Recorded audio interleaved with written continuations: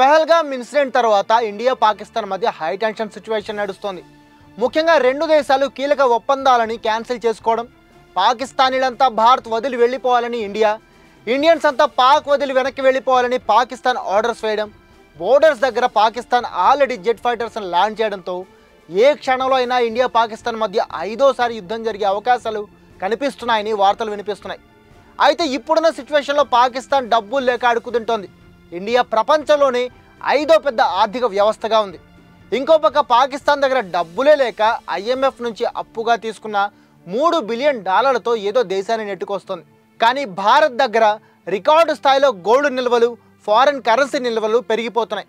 ఆయుధాలు కొనుక్కునే స్థాయి నుంచి సొంతంగా ఇండిజీనియస్ ఆయుధాలు తయారు చేసి వాటిని పక్క దేశాలకి అమ్మే స్థాయికి ఎదిగింది ఇండియా.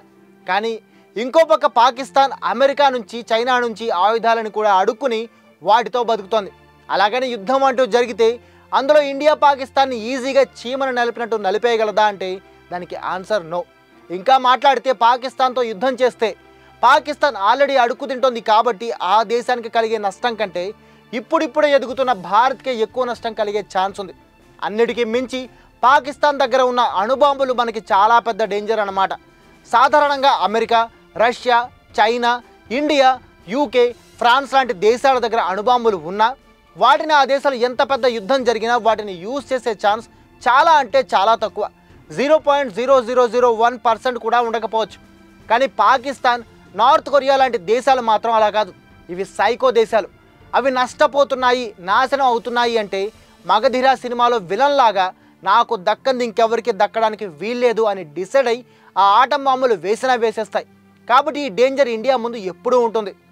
ఇక ఇదే కాకుండా యుద్ధం అంటూ జరిగితే రెండు వైపులా ఆర్థిక నష్టం భారీగానే జరుగుతుంది.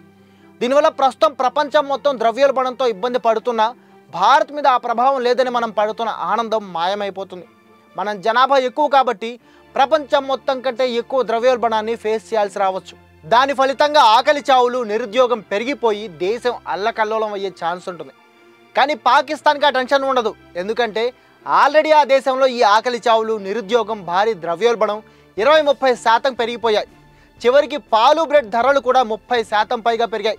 దీనివల్ల ఇప్పుడు యుద్ధం జరిగితే మొత్తం దేశమే తుడిచిపెట్టుకుపోతుంది కాబట్టి ఇక ఆ బాధలేవి ఉండవు.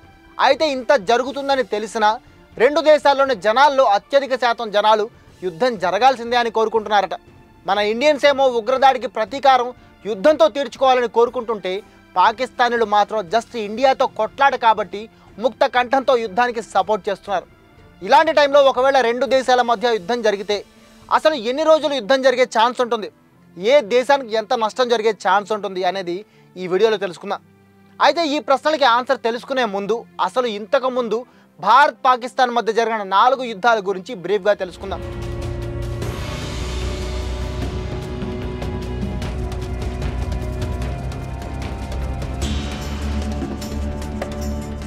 ఇండియా పాకిస్తాన్ మధ్య 1947 తర్వాత మొత్తం 4 యుద్ధాలు జరిగాయి. ఫస్ట్ యుద్ధం 1947-48 వార్. అప్పట్లో ప్రిన్స్లీ స్టేట్గా ఉన్న జమ్మూ కాశ్మీర్ ఇండియాలో కలవాలా, పాకిస్తాన్లో కలవాలా అనే గొడవ నేపథ్యంలో ఈ యుద్ధం జరిగింది. ఈ యుద్ధం 14 నెలల పాటు కంటిన్యూ అయింది. ఆ తర్వాత రెండో యుద్ధం 1965 వార్. ఆల్రెడీ 1962లో చైనా చేతిలో ఓడిన భారత్ బలహీనంగా ఉందని ఇండియన్ ఆర్మీ పవర్ని అండర్ ఎస్టిమేట్ చేసి జమ్మూ కాశ్మీర్ అక్రమంగా ఆక్రమించుకోవాలనే ఉద్దేశంతో పాకిస్తాన్ ఆపరేషన్ జిబ్రాల్టర్ మొదలుపెట్టింది. దాదాపు 33,000 మంది వెల్ ట్రైన్డ్ పాకిస్తానీలని అక్రమంగా కాశ్మీర్లోకి పంపించి అక్కడ అల్లకల్లోలం సృష్టించి కాశ్మీర్ని ఆక్రమించుకోవాలని ట్రై చేసింది.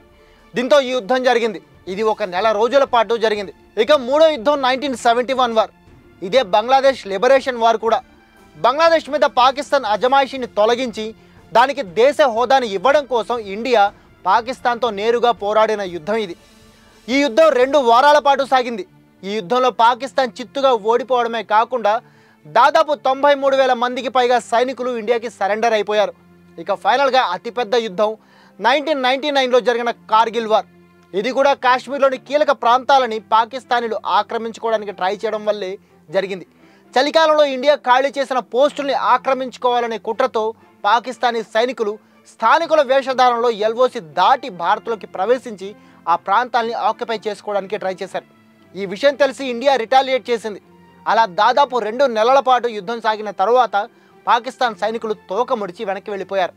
అయితే ఈ 4 యుద్ధాల్లో ఎవరు గెలిచారు అంటే చెప్పడం కష్టం.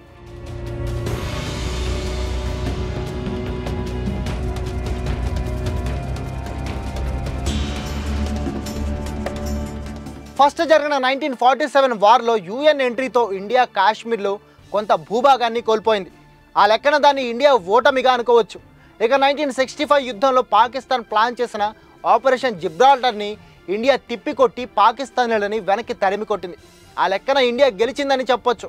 మూడో వార్ 1971 వార్. ఇది ఇండియాకి పాకిస్తాన్ మీద క్లియర్ విక్టరీ. 93,000 మంది పాకిస్తానీ సోల్జర్స్ ఇండియా ముందు సరెండర్ అయిపోయారంటే అంతకంటే విక్టరీ ఉంటుందా? అయితే ఈ యుద్ధంలో ఇండియన్ ఫోర్సెస్ మాత్రమే కాదు, బంగ్లాదేశ్ లిబరేషన్ ఆర్మీ అంటే ముక్తి బాహిని కూడా ఇండియన్ సైనికులకి సపోర్ట్గా యుద్ధం చేసింది. ఆ లెక్కన ఈ యుద్ధంలో ఇండియా గెలిచినా ఇది పూర్తిగా ఇండియా విక్టరీ అని చెప్పలేం. అయితే 4వ యుద్ధమైన 1999 కార్గిల్ వార్ మాత్రం మనకి క్లియర్ విక్టరీని తెచ్చిపెట్టింది. ఆపరేషన్ విజయ్ స్టార్ట్ చేసి పాకిస్తాన్ సైనికులని వెనక్కి తరిమి కొట్టి వాళ్ళు ఆక్రమించుకున్న స్ట్రాటజిక్ పాయింట్స్ని వాళ్ళ నుంచి వెనక్కి లాక్కున్నాం. అందుకే పాకిస్తాన్తో జరిగిన మోస్ట్ సక్సెస్ఫుల్ వార్గా దీన్ని చెబుతుంటారు. మరి అలా అయితే ఇప్పుడు జరగబోయే యుద్ధంలో కూడా ఇండియా గెలిచే ఛాన్స్ బాగానే ఉంది కదా అంటే ఎస్, డెఫినెట్గా ఉంది. అలాగే పాకిస్తాన్తో ఖచ్చితంగా మనం యుద్ధం చేయాల్సిందే అంటే చేయొచ్చు. కానీ ఆ యుద్ధంలో గెలవాలంటే అండ్ పాకిస్తాన్ని దారుణంగా ఓడించాలంటే మాత్రం ఇండియా కొన్ని స్ట్రాటజీస్ ఫాలో కావాలి. అందులో ఫస్ట్ స్ట్రాటజీ, యుద్ధాన్ని ఇంటెన్స్గా చేయకుండా సాధ్యమైనంత ఎక్కువ కాలం సాగదీయాలి. అంటే ఉన్న ఆర్టిలరీ, ఆర్మీ, భారీ బాలిస్టిక్ క్షిపణులు అన్నింటినీ ఫుల్గా ఒకేసారి యూజ్ చేయకుండా పోకిరి సినిమాలో లిఫ్ట్ ఆట ఆడతారే సేమ్ అలాగే ఒకేసారి అటాక్ చేయకుండా స్లోగా యుద్ధం స్టార్ట్ చేయాలి. యుద్ధాన్ని ఒకే పాయింట్లో సెంట్రలైజ్ చేయకుండా వేరే పాయింట్లలో ఒకేసారి అటాక్ చేయాలి. దీనివల్ల పాకిస్తాన్ దగ్గర ఉన్న లిమిటెడ్ రీసోర్సెస్ తక్కువ రోజుల్లో ఎక్కువగా ఖర్చు అయిపోతాయి. యుద్ధాన్ని మనం ఎక్కువ రోజులు కంటిన్యూ చేయడం వల్ల పాకిస్తాన్ దగ్గర ఉన్న 3 బిలియన్ ఫైనాన్షియల్ రిజర్వ్స్ పూర్తిగా ఖర్చు అయిపోతాయి. దీంతో పాకిస్తాన్ దివాలా తీసి సరెండర్ అయిపోతుంది అండ్ మనం గెలిచేస్తాం. అయితే ఇక్కడ పూర్తిగా దేశం దివాళా తీసే టైం వస్తే పాకిస్తాన్ అంత ఈజీగా అయితే తలవంచదు. తన దగ్గరున్న బాలిస్టిక్ మిసైల్స్, వార్ హెడ్స్ అన్నింటినీ యూజ్ చేసి భారత్ని ఎంత డ్యామేజ్ చేయాలో అంత చేస్తుంది. అవసరమైతే అణుబాంబులు కూడా వేసే ఛాన్స్ ఉంది. వీటన్నింటినీ ఎదుర్కోవడానికి సాధ్యమైనంత తక్కువ డ్యామేజ్ జరిగేలా చూసుకోవడానికి ఇండియా రెడీగా ఉండాలి. ఇక్కడ ఇంకో డేంజర్ ఏంటంటే ప్రస్తుతం ఇండియాకి సపోర్ట్గా మాట్లాడుతున్న అమెరికా గుంటానక్క లాంటిది. ఇది ఆ దేశం హిస్టరీని చెబుతుంది. ఒకవేళ యుద్ధం స్టార్ట్ అయిన తర్వాత ఉన్నట్లుండి అమెరికా ప్లేట్ ఫిరాయిస్తే అది మనకి ఊహించని షాకే. అయితే ఇప్పుడున్న సిచ్యువేషన్లో ఆసియాలో అమెరికాకి బలమైన పార్ట్నర్గా ఉంది ఇండియా. కాబట్టి అమెరికా ఇంత ఫూలిష్ డెసిషన్ తీసుకునే ఛాన్స్ లేదు.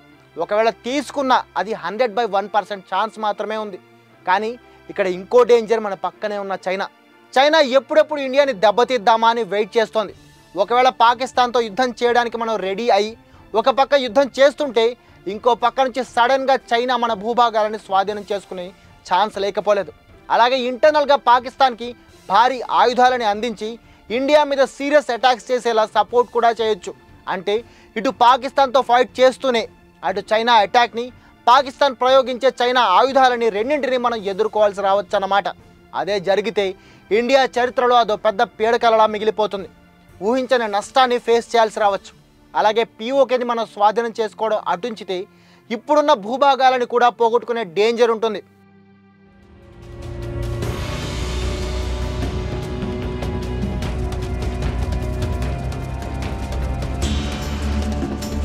అయితే ఇది జరగడానికి కూడా ఛాన్స్ 50-50 అన్నమాట. దానికి కారణం మనకి ప్రస్తుతం అమెరికా, రష్యా రెండు మిత్ర దేశాలే కావడం. ఒకవేళ చైనా భారత్ని ఆక్రమించుకోవడానికి ట్రై చేస్తే ఆల్రెడీ చైనా మీద పీకల దాకా కోపంగా ఉన్న అమెరికా మనకి సపోర్ట్ వచ్చే ఛాన్స్ ఉంటుంది. అది చైనాకి చాలా పెద్ద దెబ్బ. హాంకాంగ్, తైవాన్ని ఆక్రమించుకోవాలనే చైనా ప్లాన్కి గండి పడ్డట్లు అవుతుంది అప్పుడు. దానికి తోడు ప్రస్తుతం అమెరికాతో జరుగుతున్న ట్రేడ్ వార్లో అమెరికాని ఎదిరించడానికి చైనాకి ఇండియా సాయం చాలా అవసరం. బహిరంగంగానే సహాయం అడిగింది. కాబట్టి ఇలాంటి టైంలో చైనా తన స్వార్థం కంటే పాకిస్తాన్కి ఇంపార్టెన్స్ ఇచ్చే ఛాన్సే లేదు. అందుకే ఇక్కడ మనకి డేంజర్ కాకపోవచ్చు. అలాగే రష్యా కూడా ఈ వార్లో తలదూర్చి ఇండియా అండ్ చైనా మధ్యలో ఉన్న యుద్ధాన్ని ఆపే ఛాన్స్ ఉంటుంది. సో ఆ లెక్కన ఇప్పుడున్న సిచ్యువేషన్ మనకి పాకిస్తాన్తో యుద్ధం చేయడానికి, పీఓకేని తిరిగి తీసుకోవడానికి ఇది అన్ని రకాలుగా స్ట్రాటజికల్గా కరెక్ట్ టైం అన్నమాట. ఇక పాకిస్తాన్ ఆల్రెడీ ఫైనాన్షియల్ స్ట్రగుల్లో ఉందని చెప్పుకున్నాం కదా. ఇది చాలదన్నట్టు పాకిస్తాన్కి పక్కలో బల్లెల్లా తయారైన బలూచిస్తాన్ ఎప్పుడెప్పుడు ఇండియా పాకిస్తాన్ యుద్ధం జరుగుతుందా, ఇటు నుంచి పాకిస్తాన్ నడ్డి విరక్కొట్టి ఆ దేశ ఆర్మీ మొత్తాన్ని వెనక్కి నెట్టి సొంత దేశం ప్రకటించుకుందామా అని వెయిట్ చేస్తుంది. ఆల్రెడీ రీసెంట్గా పాక్ ఆర్మీ పోస్టులపై బాంబులేసి పదుల సంఖ్యలో పాక్ సోల్జర్స్ని చంపేసింది. ఇంకా అటాక్స్ చేస్తూనే ఉంది. సో ఈ లెక్కన ఇప్పుడు యుద్ధం జరిగితే ఖచ్చితంగా ఇది ఇండియాకి ప్లస్ అయ్యే ఛాన్స్ ఉంది. అలాగే పాకిస్తాన్కి కోలుకోలేని దెబ్బ తగిలే ఛాన్స్ ఉంది. మన ఆర్మీ చేయాల్సిందల్లా కొదమ సింహాల మీద పడి రెచ్చిపోకుండా కొంచెం కొంచెంగా టార్చర్ పెడుతూ ఆ దేశాన్ని ముక్కలు చేయాలి. అదే విన్నింగ్ మంత్ర. సో మరి చూడాలి అసలు యుద్ధం జరుగుతుందా లేదంటే శాంతియుతంగానే సమస్య పరిష్కారం అవుతుందా అనేది. మరి మీరేమంటారు? పాకిస్తాన్తో ఇండియా యుద్ధం చేయాలంటారా లేదంటే యుద్ధం కాకుండా వేరే మార్గాన్ని ఎంచుకోవాలంటారా? మీ ఒపీనియన్ కామెంట్ చేసి చెప్పండి.